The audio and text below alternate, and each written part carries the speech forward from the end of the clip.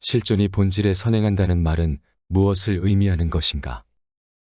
이 말은 인간이 먼저 세계 속에 실존하고 만나게 되며 떠오른다는 것.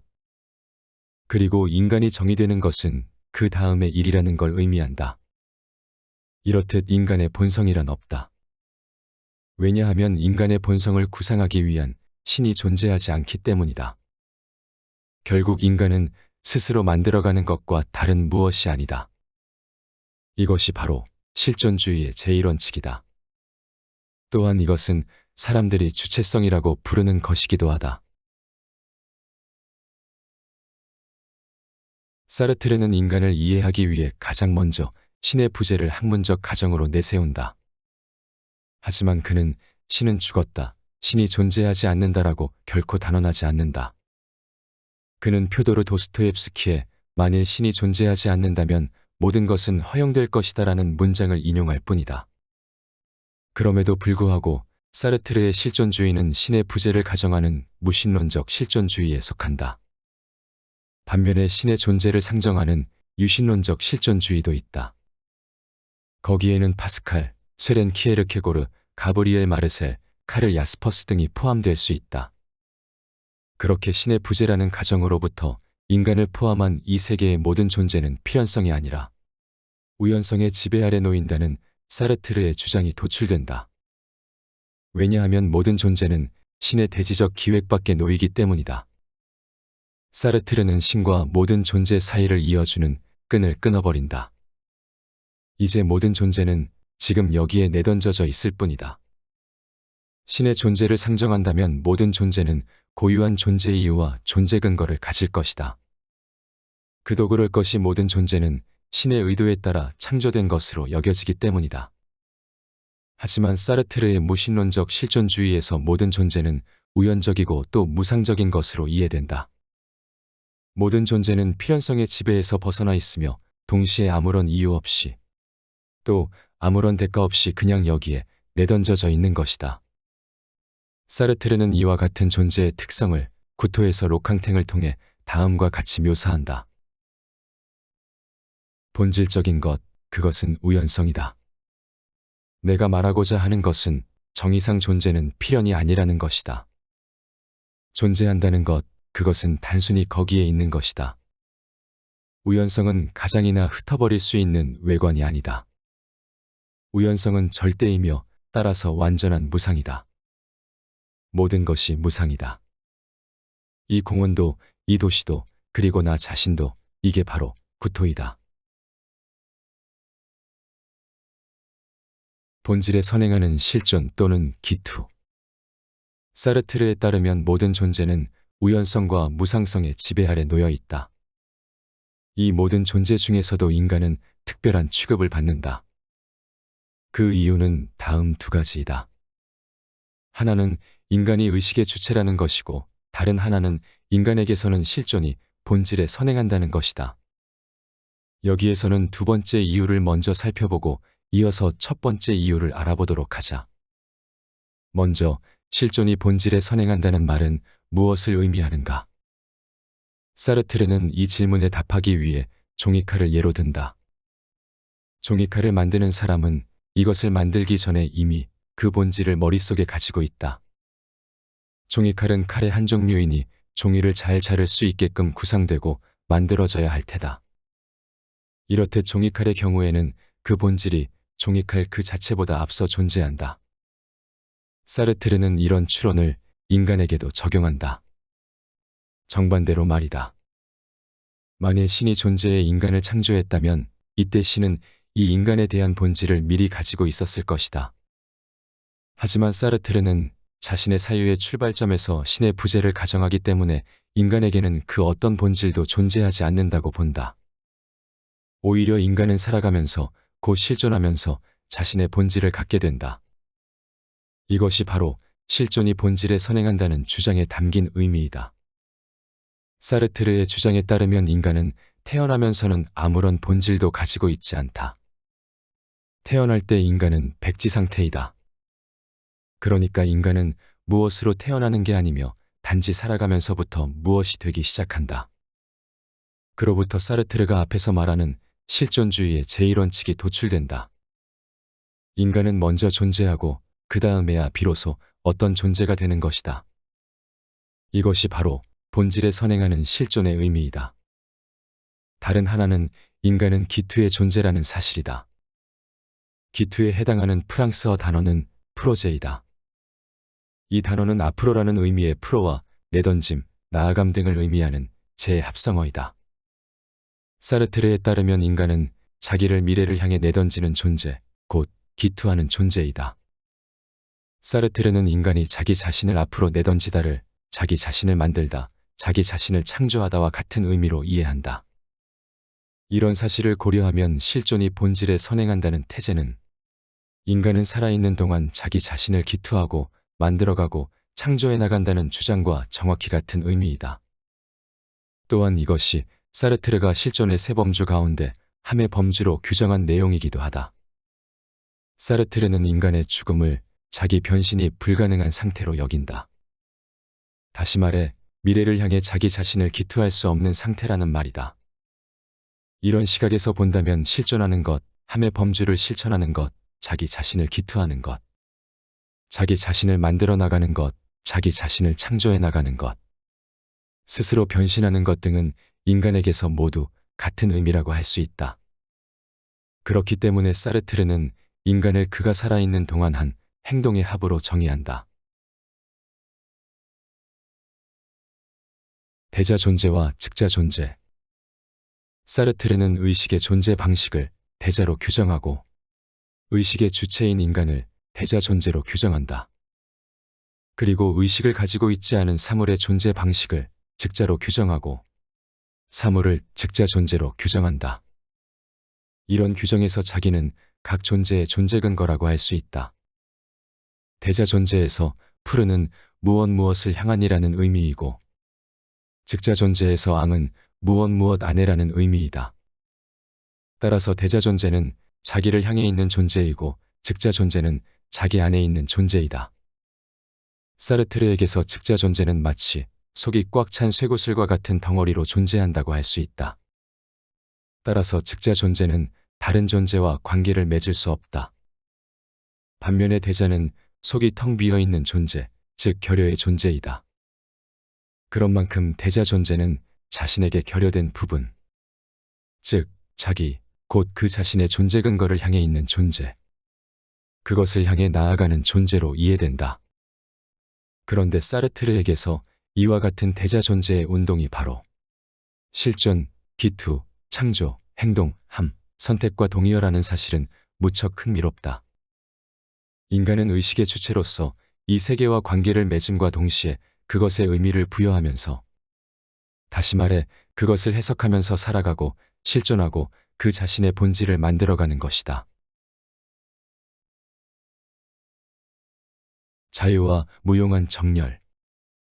사르트르의 무신론적 실존주의를 관통하는 주요 주제 가운데 하나는 바로 인간은 자신의 기투에서 자유롭다는 사실이다.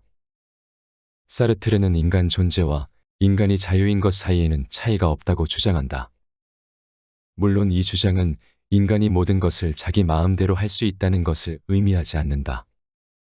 그보다는 오히려 인간은 어떤 상황에서도 자신의 의식을 작동시킬 수 있다는 의미로 이해해야 할 것이다.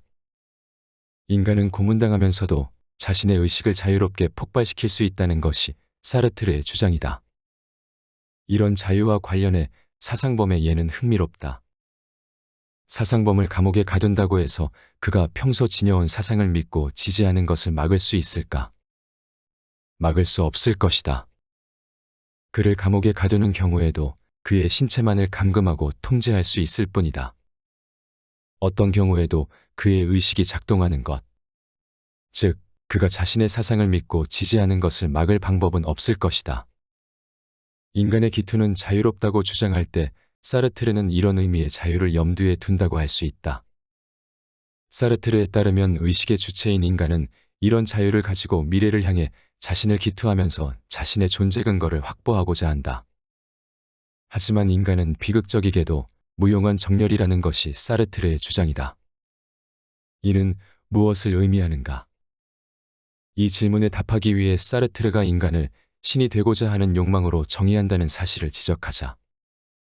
또한 신의 존재 방식은 대자이며 즉자라는 것이 사르트르의 생각이다. 그런데 이와 같은 대자, 즉자의 융합 상태는 모순적이다. 그도 그럴 것이 인간이 대자임과 동시에 즉자일 수는 없기 때문이다. 인간의 존재 방식은 대자이고 사물의 존재 방식이 즉자라고 했다. 따라서 대자 즉자의 융합 상태에는 인간이 의식의 주체로 살아있는 대자임과 동시에 사물에 해당하는 즉자라는 것이 전제된다. 하지만 인간이 살아있음과 동시에 주검과 같은 즉자 존재일 수는 없을 테다. 그런 만큼 대자, 즉자의 융합은 모순적이다. 그리고 사르트르는 이 대자 즉자의 융합을 인간이 자기의 존재 근거를 자기 내부에 품고 있는 것으로 이해한다. 앞에서 사물과 같은 즉자 존재는 자기 안에 존재 근거를 안고 있다고 했다.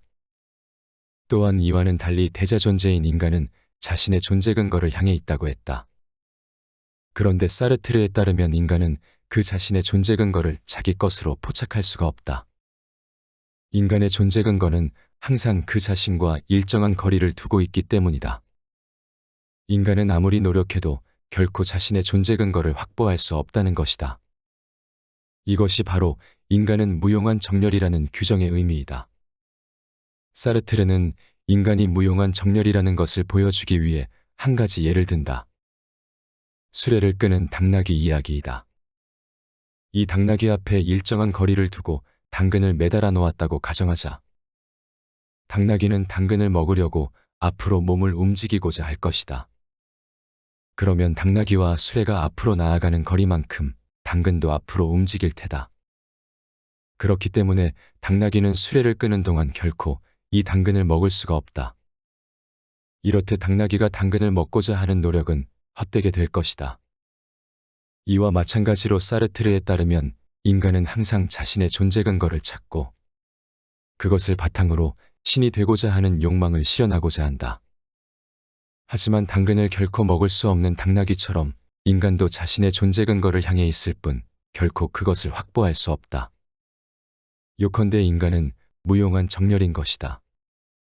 이런 시각에서 보면 인간의 삶은 예외 없이 비극적이라고 할 수 있다. 이런 점을 고려해 사르트르는 모든 인간의 역사는 실패의 역사라고 말한다. 사르트르의 철학을 요약 정리하자면 다음과 같다. 첫째, 사르트르의 사유내에서라면 인간은 주체적 삶을 영위하기 위해 가장 먼저 신의 부재라는 가정을 받아들여야 한다. 이것은 자신의 행동을 규율하는 초월적 가치가 존재하지 않는다는 사실을 받아들이는 것과 같다. 기독교 신자들은 당연히 이 조건을 받아들이지 않을 테다. 하지만 사르트르의 사유내에서라는 전제하에 이것은 인간이 주체적 삶을 영위하기 위한 가장 기본적인 조건이다. 둘째, 주체적 삶을 영위하고자 하는 인간은 자신의 존재가 우연성과 무상성에 의해 지배된다는 사실을 인정해야 한다. 만일 그렇지 않다면 인간은 자신의 존재와 삶이 모종의 필연성에 지배되고 호명되며 유도된다는 사실을 인정해야 한다. 그런데 이것은 방금 살펴본 신의 부재, 초월적 가치의 부재라는 가정과 모순된다. 신의 존재를 인정하면 인간을 포함한 모든 존재는 존재 이유는 물론이거니와 존재 근거를 가지게 된다. 신의 의도에 따라 모든 것이 일목요연하게 진행되기 때문이다. 하지만 신의 부재를 가정하면 인간을 포함한 모든 존재는 필연성이 아니라 우연성의 지배 아래 놓이게 된다. 따라서 주체적 인간은 이런 조건을 받아들이면서 자신의 우연적인 존재를 정당화하기 위해 모든 노력을 기울여야 한다. 셋째, 주체적 삶을 영위하고자 하는 인간은 자신의 실존이 자신의 본질에 선행한다는 사실을 받아들여야 한다. 이 조건 역시 신의 부재와 밀접하게 연결된다. 신은 조물주, 곧 데미우르고스의 자격으로 인간을 포함한 모든 존재를 창조하면서 그것들의 본질을 부여한다. 하지만 신의 부재를 가정하면 최소한 인간에게는 선언적으로 자신을 규정할 수 있는 본질이 존재하지 않는다. 오히려 인간은 자신을 스스로 만들어 나가면서 무엇인가가 된다. 즉, 인간은 처음에는 아무것도 아니었다가 실존하면서 자신의 본질을 갖게 되는 것이다. 넷째, 주체적 삶을 영위하기 위해서 인간은 미래를 향해 끊임없이 자신을 기투해야 한다. 앞에서 인간의 기투와 실존은 동의어라는 사실을 지적했다. 인간은 시간과 더불어 자기 자신을 만들어내고 창조해 나간다. 게다가 인간의 이런 기투, 행동, 창조, 실존은 그의 의식의 지향성 구조를 채우는 작업과도 밀접하게 연결된다. 앞에서 보았듯이 대자의 방식으로 존재하는 인간의 의식은 항상 그 무엇인가에 대한 의식으로 존재해야 한다. 의식이 무화작용을 통해 그 무엇인가를 자신의 지향성 구조를 채우는 하나의 대상으로 선택하는 것이다. 그리고 이렇게 의식은 대상에 대해 거리를 펼치면서 존재 관계를 맺고 그것에 의미를 부여하게 된다. 그렇기 때문에 주체적 인간은 항상 의식을 작동시킬 준비를 하고 있어야 하는 것이다. 바꿔 말해 인간은 결코 사물과 같은 방식으로 존재해서는 안 된다. 다섯째, 인간의 기투와 의식의 지향성을 채우는 작업은 자유로운 상태에서 이루어져야 한다. 또한 그 결과에 대해 모든 책임을 져야 한다. 이것이 어쩌면 인간이 주체적 삶을 영위하는데 가장 중요한 조건이 될 수 있다. 만일 인간이 미래를 향해 자신을 기투하고 또 자신의 의식을 작동시키는 과정에서 자유롭지 못하다면 인간은 주체적 삶과는 거리가 먼 삶을 영위할 수밖에 없을 것이다. 다시 말해 인간의 의식과 기투, 행동과 실존이 억압적이고 폭력적인 상황에서 작용한다면 그는 결코 자신의 고유한 삶, 곧 자신만의 실존의 주체가 되지 못할 것이다. 그리고 인간은 자신의 자유로운 기투와 의식 작용의 결과에 대해 응분의 책임을 져야 한다. 그렇지 않다면 인간의 기투와 의식 활동은 조절과 통제가 불가능한 상태에 빠지게 될 것이다. 앞에서 소개한 내용은 내 삶의 주인이 된다는 것에서 가져왔다. 사르트르는 인간이 어떠한 목적이나 이유 없이 우연히 이 세상에 던져진 존재라고 보았다.